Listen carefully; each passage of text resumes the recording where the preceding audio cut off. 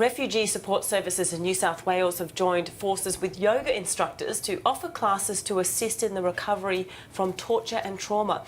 The classes are being modelled on the Hackney Yoga Project in London, and this Sydney pilot has been proving very successful.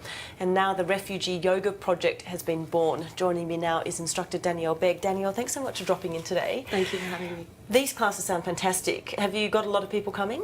Yeah, there's 8 groups currently running. So there's been over 100 men, women and children who have been attending the classes, and there's also a wait list for future classes. And do you run the classes based on where people come from, or because clearly there'll be language issues here as well? Yeah, so we try and have groups where everyone speaks the same language.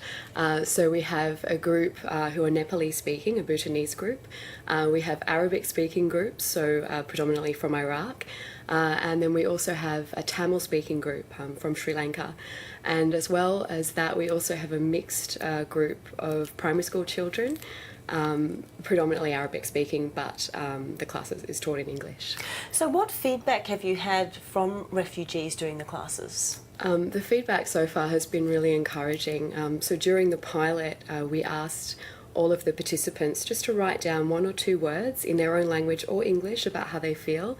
So the kinds of feedback that we received were things like feeling much more relaxed and calm, being able to sleep, feeling less pain in the physical body. And over time, these people have been telling other people in the community about the classes, and that's how the classes have grown.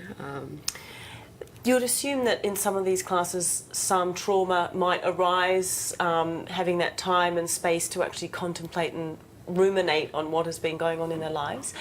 How do you manage that space if someone comes out of a class and is feeling quite vulnerable? Yeah, so this is what's quite unique about this model, is that the partnership with STARTS, the New South Wales Service for the Treatment and Rehabilitation of Torture and Trauma Survivors, STARTS counsellors are present for every class. So as you said, when there is stillness and space, sometimes issues can arise, and in that event there's a counsellor who's able to speak to the person in more detail after the class or at a later point. As an instructor, I presume most of your classes are for non-refugees, but is there a difference for you when you're standing up in front of that class and taking a class and people who have come from such different backgrounds and histories? What's it like for you? It's wonderful. I feel very lucky to be sharing the gift of yoga. It's very diverse in terms of the classes that I teach. So for some people, they're actually familiar with yoga and have a very good understanding of what it's all about. For other people, they have never heard of yoga before, or maybe they've heard it once or twice, but they prefer to watch the first couple of times before participating. So it's very interesting to be able to teach refugees.